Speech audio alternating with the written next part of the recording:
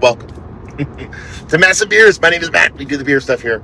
Yeah, I am driving the back roads back from log jamming in Philadelphia, and I figured to make a video. Might as well.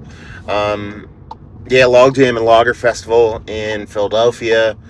100 different lager breweries. Everybody from some classic German jams to like real small boutique stuff to some of the leaders in the industry from Schilling to Jack's Abbey to Goldfinger, Dovetail, all those kind of breweries.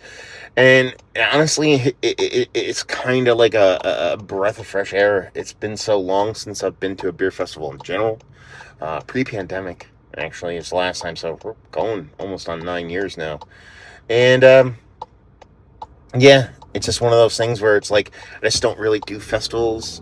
I'm not a beer festival person in general. More specifically, I do enjoy a really good, well done, proper beer festival, and this just happens to be one of them.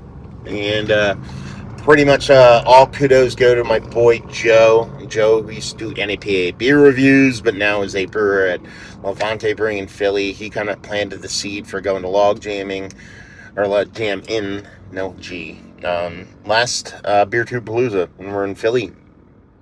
It's like we should all go because he went last year and he had a blast, and I just kind of bought in, literally and figuratively, bought in and ended up going down. And man, it was just such a good fucking time, like such a good time. Tons of great breweries, but it's that kind of interconnection between all the people in the beer industry that I've met over the years that I haven't really, outside of stopping at their breweries, and when you stop at a a brewery, and the brewer's actually there, that's few and far between. So to pop in and just speak face to face with all these people that I've just become friends with, in the industry over the years, from brewers in general. Augie Carton, first and foremost, that motherfucker, that fucking guy, and just everybody else outside of that, you know what I mean? All the brewers that I've seen over the years and met over the years and interviewed over the years and talked to, drank their beers, reviewed their beers, they sent me beers, all that fun stuff. It was just very, very cool to live in that world again since it's been so long. Like I said, I think I mentioned it, pre-pandemic, 9 MFN years since I've been to a beer fest proper. And it was very, very cool. Ended up they're typical beer festival status. They typically have like your regular general admission and VIP. I hate that term VIP. It should be like early admission or whatever. I hate that term. Anyway, went down there. I kicked off great. Joe, who I actually stayed overnight with at his place, he's about 25 minutes away from the venue. So he's in I think Ben Salem-y kind of area. So I just drove down to his place Saturday morning and hung out there for half an hour or so, took an Uber to the festival, got in line, literally popped in the line right next to a buddy of mine, Jason, who beer friend, but it just so happens I bump into that dude randomly at all weird places, and we just happen to be literally right next to each other in line. And then his buddy, I think sorry I forget your name, Seth, I think his name was. Mad cool dude. I wore this t-shirt. It was an Underground Resistance t-shirt from Detroit Underground Techno, and he was like, "Oh, Detroit," and I was like, "Oh my god, someone actually recognized this t-shirt." So me and him kicked it off and went inside and just honestly just kind of just the first hour, which is you get an hour early and a bunch of other stuff with the VIP kind of entrance.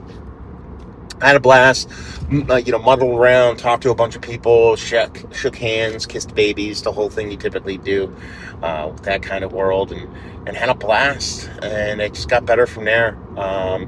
My buddy Vinny, who I met as a very young kid and decades later reconnected at beer stuff, he showed up, dropped a couple stealthy cans on me of some good autodidact beers. And then Kev, never met him before, long time watcher of the channel, dude, zero social media, just watch the channel. I kind of put a thing out there about hey, gonna be at log jamming, anybody want to rip some beers, and he emailed me and were like, I would love to rip some beers.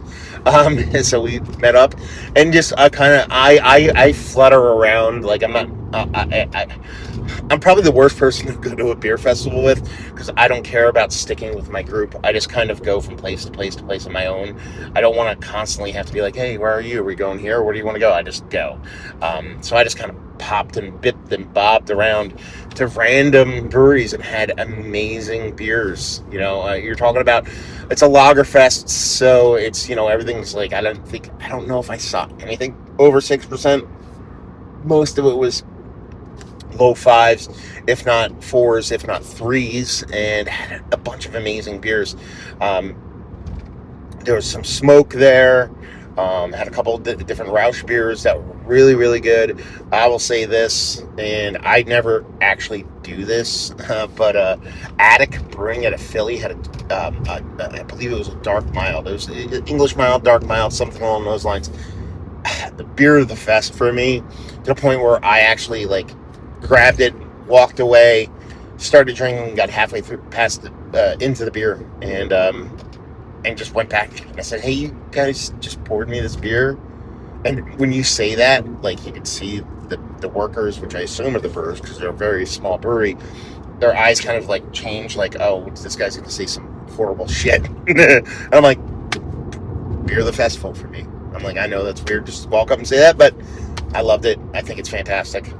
Glad I got it. So it's just so many good beers and so many good people, you know what I mean, just talking to, whether it be there's a Ghostbusters car for sale I just passed. It's really weird. Talking again to brewers, different people in the industry, whether it be from Kev from Requiem, again, Augie from Harm Brewing, the list goes on and on, but also people that exist in the beer world, where Shane from Carmine Street Beers just opened a new spot in Brooklyn proper. I saw him. I've seen him for years. Jose Yankee Runner, who's now doing social media for Ultimate Ending. Great photographer, super good dude in the beer industry, and just had a blast. And it was just so good to laugh and connect and have fun and tell stories and rip the shit with all kinds of different people that I haven't done for years. I miss it. I knew I missed it, but I didn't realize how much I missed it until I actually went to the festival. So it's kind of got me a little bit of that wanderlust bug for going back to proper. And I say proper beer festivals because there's a lot of bad ones out there. But proper beer festivals again, man. It's such a great time. Good people, man. Good people. From waiting in line to get in to going out and about after the festival, hitting up some breweries, getting some food, going to cool art studio right there, going to other breweries. We ended up going to Carbon Copy Brewing, and then standard Tap, something like that in Philly, get some food, and it's just such a great time. Even going back to Joe's place and sitting there and just kind of shooting the shit over a couple beers at the end of the night. And man, I miss it so much. It was so cool to meet so many different people, and have people come up to me and say hi, and it's just that experience of living in that world that I haven't existed in quite some time. It was just awesome, absolutely fantastic time. And I can't wait to do it again. Whether it's log jamming once a year, or maybe I go somewhere else, I don't know. Like I said, it's been 9 years. Last festival I went to was Hill Farmstead's Festival of Farmhouse Sales. I want to say in 2017, maybe. So yeah, it's got me a little bit of a kind of the fest bug again, and especially being a lager fest. That kind of gets a little crazy towards the end, to be perfectly honest with you. They there's breweries there that are okay, we brought all the lagers, but we also have this stuff.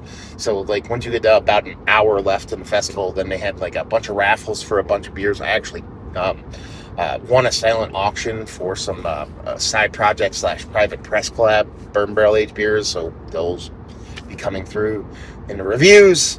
And it had some pours of some crazy stuff at the end, and breweries started to pop off stuff like WonderCon, or one of the breweries was there. They had some barrel-aged barley wines, and there's another brewery there had some icebox, and all kinds of crazy stuff starts to break out towards the end. Okay, it's the end of the festival. Let's break out the the plus 6%. By that I mean plus 16% stuff. And it was just such a great time, man. Good people, good laughs, hanging. I haven't hung out with Joe and Amanda for a long time, and just existing in that universe, orbiting the people that I've met, orbiting people that I've never met. Like I said, Kevin, a watcher of the channel, showed up, super mad cool dude, and just connecting with people. It is, yeah. The reason why I got into doing this whole thing is because the people are so cool. The beer is great too. Don't get me wrong, but the people are so damn cool and so welcoming and so friendly. So to actually, just be back in that world for a little bit is so epically fun. And now we're on the way home. Now, utilizing this opportunity to take the back roads home. Not taking the highways. I can take the highway home and get a little bit quicker, but I'm popping off to a couple breweries that I always want to go to, but they're a little bit too far out of the way. That just so happen to be on my way home from the festival. Just actually went to Warwick Farm Brewing. Honestly, Warwick Farm, for those that don't know, don't have it, they are, I'm not saying their beers are the same as Fiden's or Treehouse or those ilk of brewery, but the quality is there, and the spot is absolutely 100% beautiful spot. I went there, I was like, okay, I'll have one or two beers there and just kind of sit there, check my emails, relax, kind of decompress, get out of Philly, because it's so crazy, because you're like, it's only 30 minutes away from where I was staying, which is on the cusp of Philly. And you get to Warwick Farm, and it's just this beautiful overview of this farm and land, and just sitting there and just kind of decompressing from yesterday. It was absolutely the therapy I needed, getting outside of Philly and that hecticness and the craziness. Sit there, had a couple beers, grabbed some to go, and then now I'm headed actually to Wild Fern, who was at actually Warwick Farm and Wild Fern were actually pouring lagers at Log Jamming, but at Wild Fern's like one of those weird breweries that like I want to go to, but they're an hour away. If I had a helicopter, better way to say it, if I had a straight shot of a road, like to Wild Fern, I could get there in like 25 minutes. But it's an hour. It's just, there's no easy way to get there. They're on the Delaware River, Frenchtown, which is about a half an hour south of Phillipsburg, Phillipsburg, New Jersey, Easton, PA. And just one of those breweries I just can't get to all that often. So I figured if I go to Warwick Farms, which is a half an hour away from where I was staying, I literally have to drive by Wild Fern to go home. So it's kind of must do it. So we're on our way there now. And I figured, got a little bit of, it was like 35-minute drive from Warwick. So I figured I'd just do a quick video kind of recapping the festival. That's such fun, man. It was so freaking good. Outside of that, what else? Mike is cool as shit.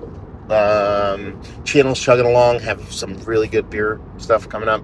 Had a couple of breweries send me stuff. I had picked up some stuff at the show, like I said, that side project slash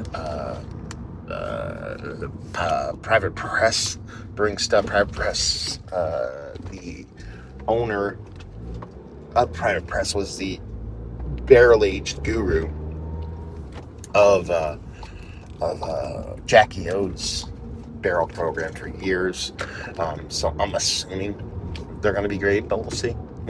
We'll give our thoughts proper when we review those. We're probably at the beginning stages of where and who will be taking the reins of this year's Beer Tube Palooza. Could be a couple different places. It seems as it's leaning towards the Nerd Sense guys in Massachusetts, but we'll see where that lands. I don't know what else I got going on, man. Just fun beer stuff, awesome work stuff, amazing life stuff with Micah and my wife, Liesel, on a farm. And so there you go. I just wanted to had the time, driving, might as well do it. I want to do a recap and just say, Log Jammin', Human Robot, the whole Philly scene, I'm here for it. It's fantastic. And Human Robot is actually opening up a brewery in New Hope, PA, which isn't too terribly far from me. So I see a lot of their beer in my future, because you can't get them, off the shelf or stuff like that. So there you go. Hopefully you guys enjoyed this little quick recap. Log Jammin, have you been to the previous festivals? Have you been to Human Robot? And the festival more specifically, again, have you been to this year's festival? Did we cross paths? Did we say hi? Did you get angry at me for my fan? What does that mean? Sounds like I'm being cryptic. So I have this backpack. It's my backpack. Why can't I lift it up? I feel like it's like caught on something. This is my backpack.